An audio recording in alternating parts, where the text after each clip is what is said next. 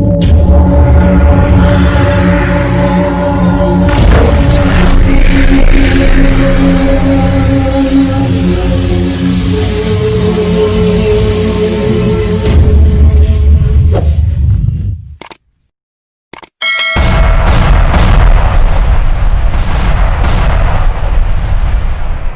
Friends, मैं पंकज कुमार स्वागत करता हूं आप लोगों का यूट्यूब चैनल जिसका नाम SMCC यूट्यूब चैनल है। सुपर मैथमेटिक्स कोचिंग क्लासेस का चैनल है और मैं आप लोगों के सामने लेकर आया हूं आज बायो का 5वां चैप्टर, जो कि बच्चों का मैंने जितने बायो के चैप्टर पढ़ाए थे इसके पहले मैंने आप लोग का वीडियो और क्लास में भी पढ़ा चुका था, लेकिन ये जो मैं पढ़ा रहा हूँ ये चैप्टर 5 का बायो है। इस चैप्टर का नाम है वंशागति एवं विविधता के सिद्धांत। आप देख रहे होंगे शायद वंशागति एवं विविधता के सिद्धांत। इसकी सबसे जो प्रचलित वैज्ञानिक हैं इनका नाम है ग्रेगर जॉन मेंडल। इसके सबसे प्रचलित वैज्ञानिक हैं ग्रेगर जॉन मेंडल, जिन्होंने मटर के पौधों पर अपना अनुप्रयोग किया और उन्होंने बताया कि जितने जो आनुवांशिक गुण हैं इन सारे गुणों का इन्होंने अध्ययन किया। ग्रेगर जॉन मेंडल वस्तुतः ऑस्ट्रिया के ब्रून नामक स्थान पर ईसाई पादरी थे, पुरोहित थे, लेकिन धार्मिक कार्यों के अतिरिक्त उनमें रुचि थी। पौधों के बारे में जानकारी लेने का, बागवानी करने का भी रुचि था और जिसके फलस्वरूप वे अपने बाग में, अपने बगीचे में तरह तरह के पौधे, अलग अलग वैरायटी के पौधे लगाया करते थे और उसका सही से अध्ययन किया करते थे, जिसके परिणाम स्वरूप इन्होंने अपना एक थीसिस लिखा और उसमें एक पत्रिका थी नेचुरल हिस्टोरिकल सोसाइटी ऑफ ब्रून। ये पत्रिका थी एक मैगजीन था। इसी मैगजीन में 1865 में इन्होंने अपना थीसिस दिया। पौधों पर जो इन्होंने शोध कर रखा था, इन सारे शोध का थीसिस इन्होंने इसी मैगजीन में दिया और मैगजीन का नाम था नेचुरल हिस्टोरिकल सोसाइटी ऑफ ब्रून। देखा जाए तो आनुवांशिकी कहा जाता है किसे? दोस्तों, हम लोग जानते हैं कि प्रत्येक जीव अपने के समान, अपने जैसा संतति उत्पन्न करता है। जितने जो जीव हैं वो सारे के सारे जीव अपने जैसी संतति उत्पन्न करते हैं और कहने का मतलब कि जो भी संतति उत्पन्न करते हैं वो आपने देखा होगा कि माता पिता का कुछ न कुछ गुण संतान में चला जाता है, चाहे वो समान गुण हो चाहे वो असमान गुण हो। तो माता पिता का कुछ गुण संतान में चला जाना और समान और असमान गुणों का अध्ययन करना ही अनुवांशिकी कहलाता है। देखा जाए दोस्तों, अनुवांशिकी किसे कहते हैं?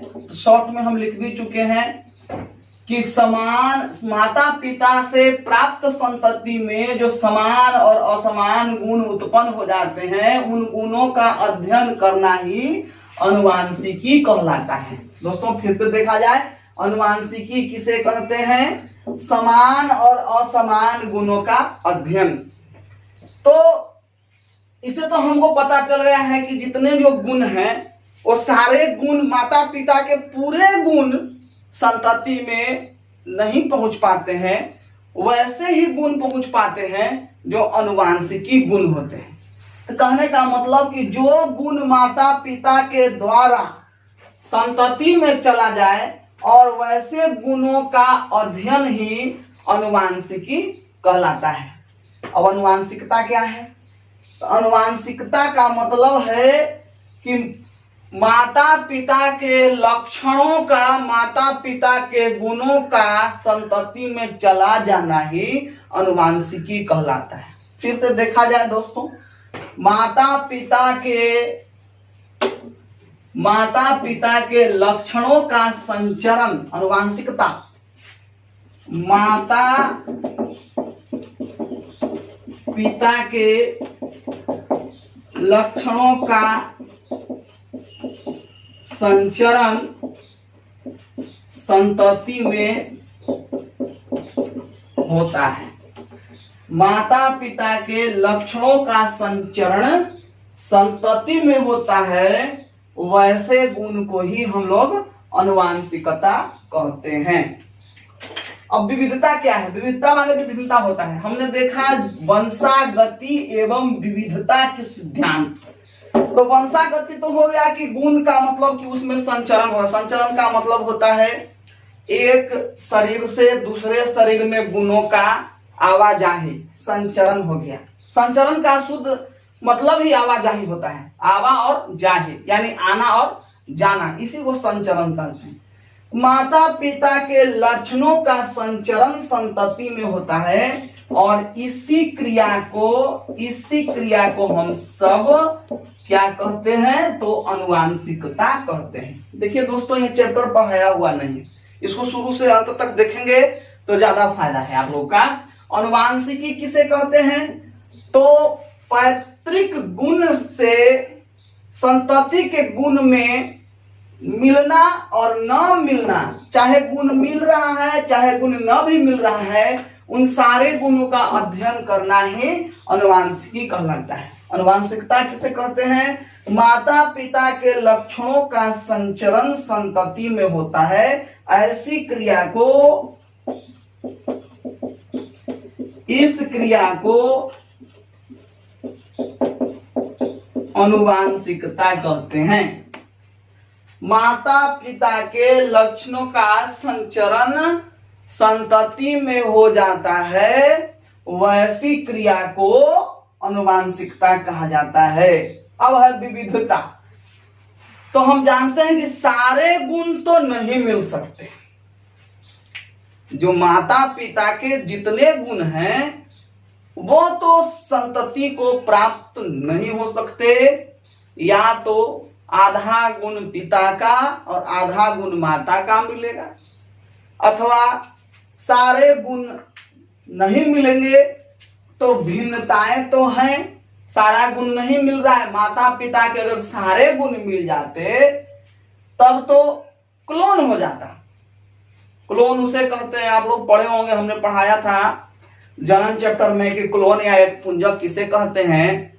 तो मैंने बताया था कि अनुवांशिक गुण और जो मतलब भौतिक गुण दोनों एक समान, यदि मातृ कोशिका और पुत्री कोशिकाओं में अनुवांशिक गुण और भौतिक गुण दोनों समान हो, ऐसों को हम लोग क्लोन या एक पुंजक कहते हैं। इसको फोटोस्टेट अंग्रेजी में कहा, एकदम सिंपल भाषा में कह सकते हैं कि फोटोस्टेट है।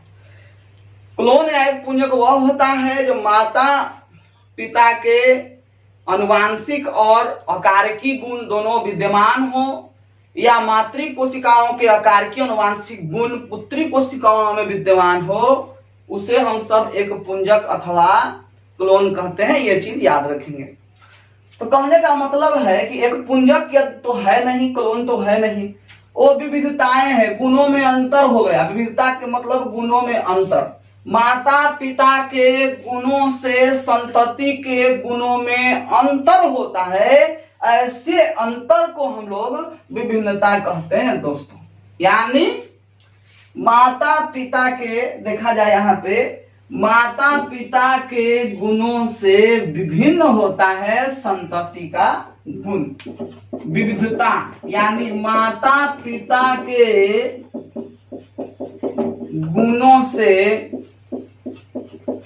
संतति का गुण भिन्न होता है।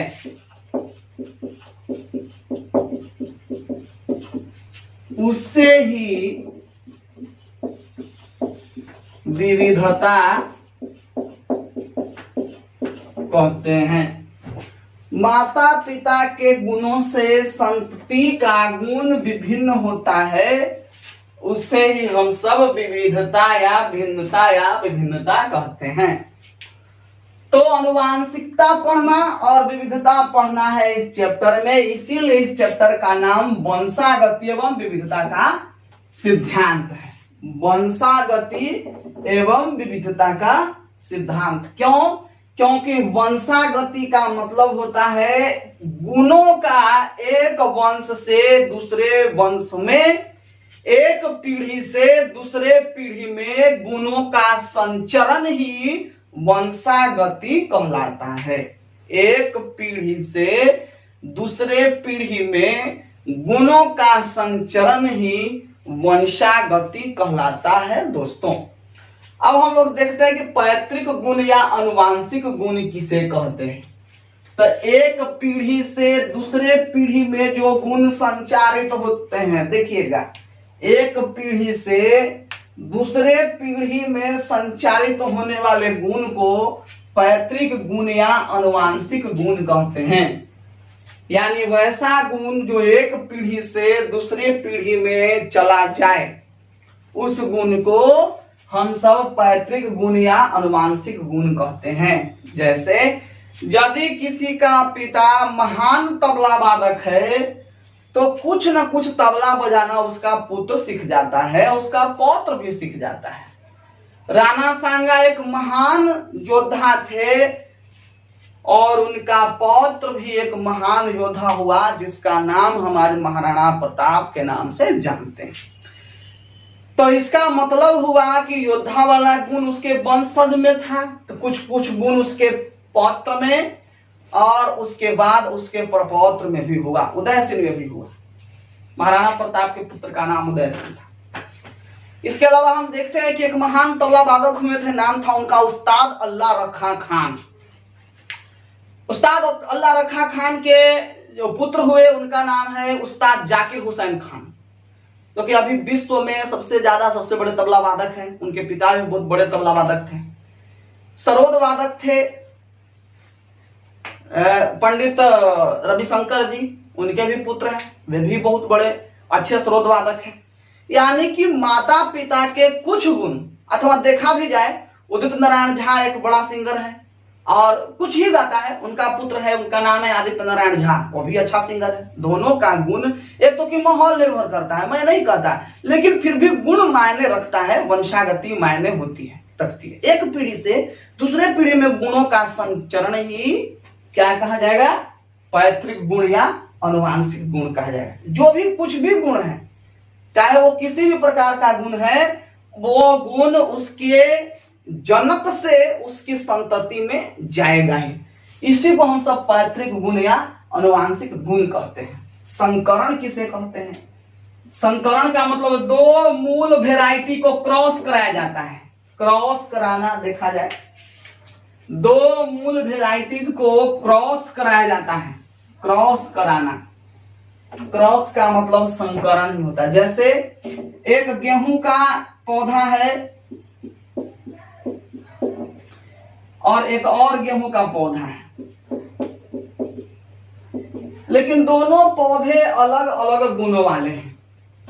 पौधा नंबर 1 नाम दे दिए, इसका पौधा नंबर 2 नाम दे दिए। दोनों के अलग अलग बीज होते हैं और अलग अलग वेराइटीज होती हैं। तो पौधा नंबर 1 से पौधा नंबर 2 को संकरण कराया गया, क्रॉस कराया गया। यानी इसका जो परागण कण जो है इसके वर्तिका में डाला गया, जिसके कारण एक नए किस्म का पौधा उत्पन्न हो गया। एक नए किस्म का पौधा उत्पन्न हो गया। यही बात जो है हम लोग कह सकते हैं कि संकरण हो गया, संकरण हो गया। तो कहने का मतलब दो मूल वेराइटी, उपजाति वेराइटी सब समझे, दो मूल वेराइटी को क्रॉस करके नया गुण वाले वेराइटी प्राप्त करना। उपजाति हिंदी में है, वेराइटी अंग्रेजी में होती है। दो मूल उपजाति को क्रॉस कराकर, यानी दो मूल वेराइटियों को क्रॉस कराकर नए गुण वाले वेराइटी को प्राप्त करने की क्रिया को हम सब संकरण कहते हैं। ग्रेगर जॉन मेंडल ने एक मटर के पौधे पर किया था ऐसा काम, और बहुत सारे अध्ययन किए थे। आगे की क्लास में बताया जाएगा कि ग्रेगर जॉन मेंडल ने मटर के पौधे को ही क्यों चुना, मटर के पौधे चुनने के पीछे कितने रीजंस थे, और मटर के पौधे में क्या क्या गुण और क्या क्या अवगुण हैं, उन सारे चीजों का विस्तृत प्रकार से अध्ययन करवाया जाएगा अगले वीडियो में। तब तक के लिए थैंक यू, नमस्कार।